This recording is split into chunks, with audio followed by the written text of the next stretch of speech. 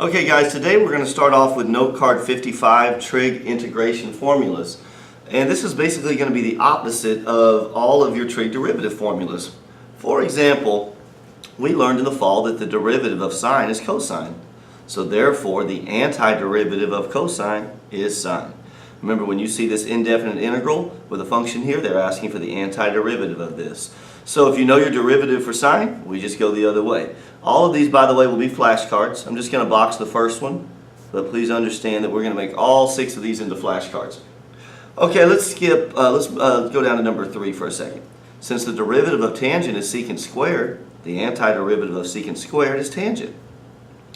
And since the derivative of secant is secant tangent, the antiderivative of secant tangent is secant.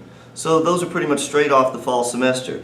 Now I've skipped 2, 5, and 6, and the only difference here is that the negative sign has been replaced. For example, let's just cover up the negative sign. We know that the derivative of cosine is negative sine.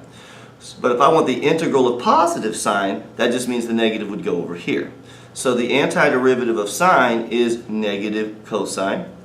Same relationship here. Since the derivative of cotangent was negative cosecant squared, the antiderivative of positive cosecant squared would be negative cotangent. And finally, since the derivative of cosecant is negative cosecant cotangent, the antiderivative of positive cosecant cotangent would be negative cosecant x. And of course a plus c every time. Now let me just say this. If you'll notice, in the fall we said whenever you take the derivative of a co, your answer will always be negative. Now look what we have. When we're in the spring semester doing antiderivatives here, whenever your answer is a co, we will have a negative. Notice this. Answer was a co, we had a negative. Answer was a co, we had a negative. Answer with a co, we had a negative. So opposite from the fall. In the fall, if you take a derivative of a co, you know your answer is negative. In the spring, if you integrate or take the antiderivative of a function and you get a co for your answer, that's when you have a negative. So notice the answers that were not co's were not negatives. So that should be a memory aid for you to help you as you learn those 6 formulas. And most of them are pretty much already going to be learned for you, but we do want to make each of those 6 into flashcards. Okay, so let's practice these now. Let's look at number 1. I want the indefinite integral of 2 sine x dx, and that means I want the antiderivative of this. 2 is a constant multiple. You wouldn't have to do this, but just to practice some of these properties we've learned, I can take 2 out ahead of time and take the antiderivative of what's left. Well, the antiderivative of sine is going to be negative cosine, so I'll put that negative in front of the 2, and we have negative 2 cosine x. And remember, all of these indefinite integrals need a plus c, because there could be some constant that we don't know. Because the derivative of any constant, remember, is 0. So this c might have been a 0, it might have been a 5, it might have been a negative 3, could have been any constant number. On the next note card, we'll talk about how we turn a general solution. A general solution is where we have the plus c.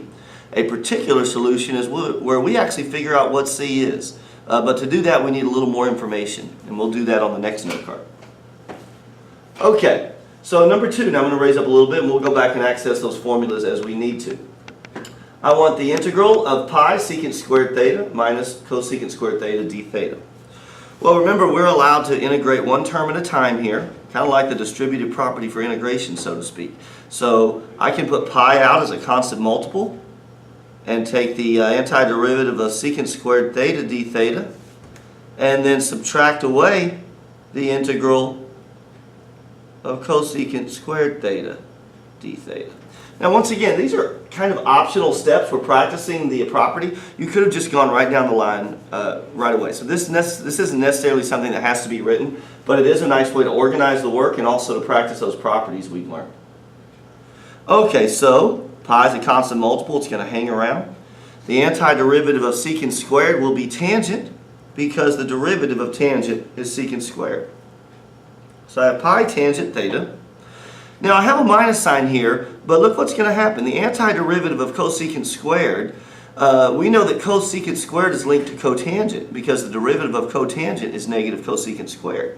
So the antiderivative of positive cosecant squared will be negative cotangent because whenever you have a negative whenever you have a co in your answer for integration, you're going to have a negative. So we're going to have minus a negative, which is going to turn that into a plus. So instead of minus a negative cotangent, because this is where we were, antiderivative of cosecant squared would be negative cotangent. But minus another negative will be a plus. So we have plus cotangent theta, and then don't forget your plus c because we don't want to lose points for forgetting the plus c. Okay, number 3. This is not, going to be a review of the last lesson. This has nothing to do with trig, obviously. But I do want the integral, the antiderivative of a quantity 3t squared minus 1 squared dt. So we're just going to bump up and divide here. And but to do so, we're like, wait a second, this is all being squared. So we will actually learn some other techniques for this as we move forward. But for now, what we want to do with this, and really on this one, this is what we would want to continue to do even after you learn new material. We want to go ahead and 2 by 2 box method this out. So I'm not going to draw this box method. I know you guys could do that on the back if needed. Some of you might be able to mentally just do all that, and that's great. That is the result of a 2 by 2 box method, or some of you learn that as FOIL method, to expand this here. And now we're going to go ahead and integrate. So we're going to bump up and divide, which is our little motto for power rule of integration. And what that does is it serves to undo the power rule from derivatives. So that'll be t to the 5th over 5, and then the 5 will be under the 9. So I have 9/5 t to the 5th. This will be t cubed over 3, and then negative 6 divided by 3 will be negative 2. So negative 2t cubed. So I'm kind of simplifying as I go here, which as you get better at this, you'll be able to do this and not have to write quite as many steps down. Now, if you have messy fractions and things, it's a good idea to not skip those steps because you don't want to make any mistakes. But when you're just dealing with whole numbers or integers, probably you can just go straight to this step here. And the antiderivative of 1 with respect to t is 1t. Because remember we learned yesterday, and I'm just going to write that as a t, we learned yesterday that the antiderivative of any constant is that constant times the variable, and yesterday it was always an x, I think, but it's always going to be the variable of integration. So this is a t, so you don't want to say plus 1x, you want to say plus 1t. And I chose not to put the coefficient of 1 there, so just plus t, and then finally plus c at the end. So there is number 3. Okay, last one. This is straight off of an old AP test. If the second derivative of f is given by f double prime equals 2x minus cosine x, which of the following could be f? Could be f. So we are going to integrate. Think about it. If I wanted to go from f to f double prime in the fall semester, I would need 2 derivatives.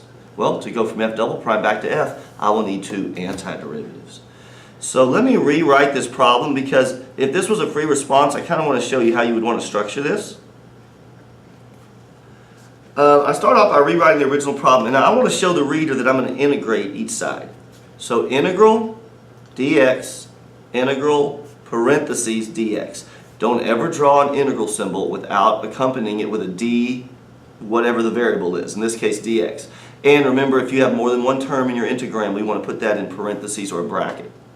So I'm going to show the reader that I'm going to integrate both sides. The antiderivative of f double prime would be f prime. The antiderivative of 2x, that would be x squared over 2. The 2's are going to cancel out. Remember, you can check your work on any of these by redoing the power rule from the fall. The derivative of x squared is 2x, so I know I'm good. And we just learned that the antiderivative of cosine is sine. So I had that's positive sine, but I have a minus already, so that would be minus sine. And now I need my plus c. Okay, so that is the first derivative. Now I need to get to the second derivative. I'm sorry, I need to get back to the original function now. Okay? So I'm going to integrate both sides again. Integrate dx, integral parentheses dx. The antiderivative of f prime is f. Okay, now as I go through there, this will be x cubed over 3. So now I'm going to start eliminating answers. I need to see an x cubed over 3. So that eliminates c, d, and e. The antiderivative of sine is negative cosine, because remember, whenever your answer to an integral is co, you're going to have a negative. But minus a negative will make that plus. So I have plus cosine x. Well, that eliminates b, and I know the answer must be a. And it's a good thing that we were able to get to the answer there, because we would have been kind of out of luck from there. We know that the antiderivative of a constant is that constant times the variable of integration, but I don't know what this number is. So I guess it turns out maybe it could be a minus 1x, but it also could be a plus 5x or a minus 7x. We have no idea. And we certainly don't know what that last constant would have been, which I'll say plus c sub 2, just to show that it could very well be a different number than this one. Since we didn't know any of this other information, we wouldn't have been able to have two choices left at this point, or we would have known which one was right. But A is the only one that meets that condition of having the plus cosine x. So the answer to number 4 is A, and there's our work for that. Okay, last note card of the day. Note card 56, particular solutions. What we just did, and what we've been doing the last couple of classes, is finding general solutions. Whenever you have a plus c at the end of your antiderivative, that is a general solution. A particular solution is where you can actually figure out what c is. To do that, you have to have been given an initial condition. You have to have been given some points you can plug in for x and y, or whatever the variables may be, so that you can solve for c. So everything's going to be the same on this note card. However, at the end, we're going to use that initial condition to find c. And that's what these process up here is talking about. So let's move to number 1. Find the particular solution of y if y prime equals 3x squared minus 1 and is passing through 2 comma 4. Okay, so to find the particular solution, I am going to need to integrate. So let me just rewrite this so we can see this a little better. And notice I put a little space between the y prime and the equal sign, just because I know I'm going to do an integral dy, integral parentheses dx. And remember, this is a dy here because we're still talking about the y variable here. Doesn't really matter. This is all about to turn into a nice y, because the antiderivative of y prime is y. Just like the derivative of y is y prime. And this is the side where we'll really do our work here. So x cubed over 3, and the 3's cancel out. Remember, this is bump up and divide. The antiderivative of 1 with respect to x will be 1x with a minus sign in front of it. So just minus x plus c. That's where we would have stopped the other day. But now I know that this point passes, this function passes through the point x2, y4. So we'll put in a 4 for y and a 2 for x, everywhere we see an x, and we're going to solve for c. 2 cubed is 8, 8 minus 2 is 6. We have 4 equals 6 plus c, which means that c equals negative 2.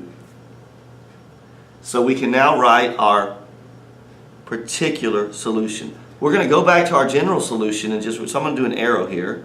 We're going to go back to our general solution. We're just going to rewrite it, but when we get to the plus c, we're going to say plus negative 2, or more simplified, just say minus 2. And we are done with number 1.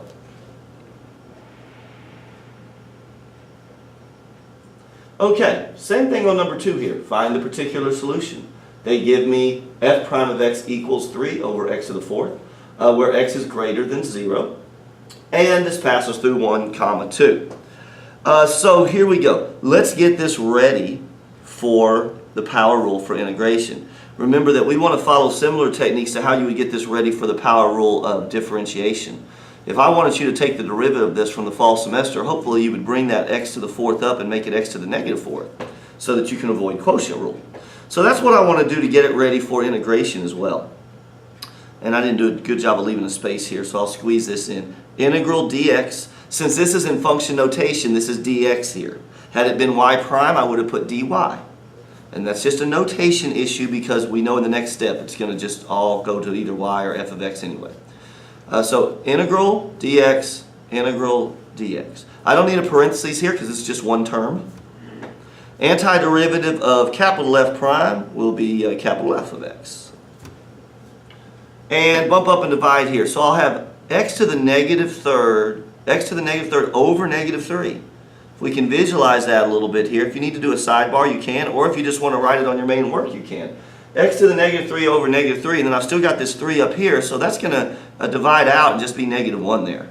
So I'm going to have negative x to the negative third plus c, which can be written as negative 1 over x cubed plus c. Probably want to get it in algebra ready form by getting rid of the negative exponent because we're about to have to plug in values. Now we're going to plug in a 2 for y. Remember, f of x is the same as y. Plugging in a 2 for y and a 1 for x. Since this is a positive base, I chose not to wrap it in parentheses. I could have, but I don't have to. 1 cubed is 1. Negative 1 divided by 1 is negative 1.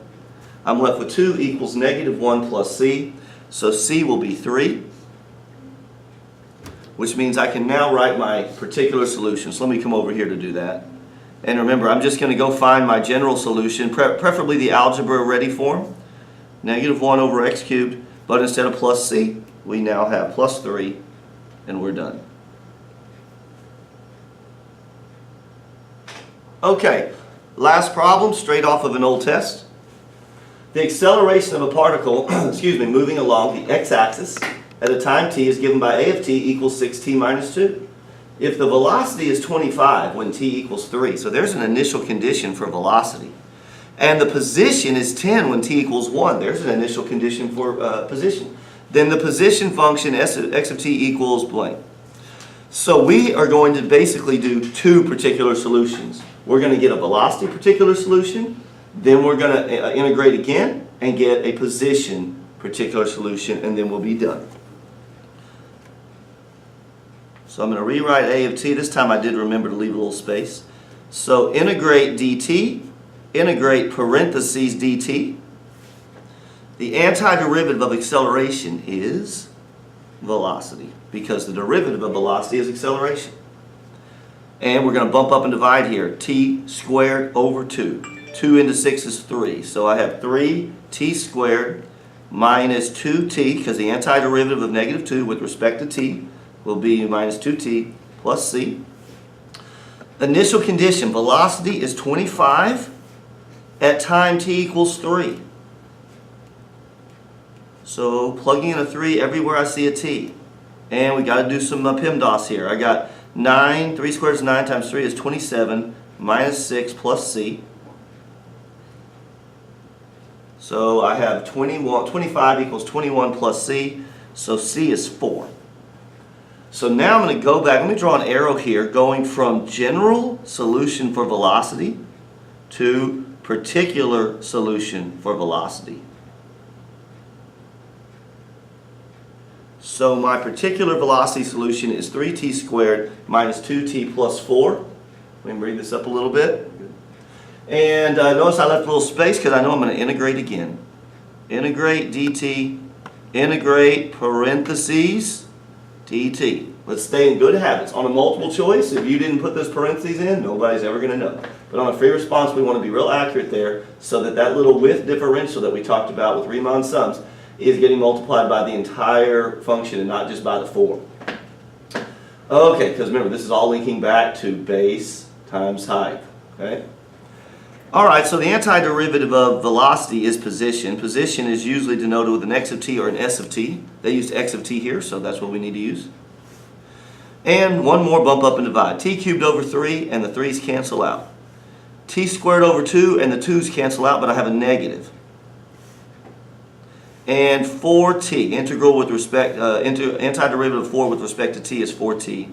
And then plus c. Okay, and now I'm going to plug in my my position initial condition. I know the position is 10 at time t equals 1. I'm choosing to go ahead and put these in parentheses here just so that we stay a little more organized since we got a lot going on. 1 cubed is 1, minus 1 squared is 1, plus 4 times 1 is 4, plus c. So the 1's are canceling out here. So I have 10 equals 4 plus c, and I get c equals 6. So I'm going to come over here to my blank space I have on the left and do my final answer. And my final answer is going to be to rewrite this position, general solution, but replace the c with a 6. So you guys can do that with me. X of t will equal to t cubed minus t squared plus 4t plus 6. And we are done. And once again, that was straight off of an old AP test. Okay guys, before we stop the video, here's what I want you to work on in your, we're about 20 minutes in here, so you guys have a lot of time left over. I want you guys in your groups to work 1984 AB1, okay? This should be right around the note card we've done. So what we're going to do here is I'm going to ask you to pause the video, and then I want you to work this problem, and then I'm going to show you the solution, and you can see how close you got to these answers, okay? So there's 1984 AB1, and if you want to go ahead and pause the video here and try to work this in your groups.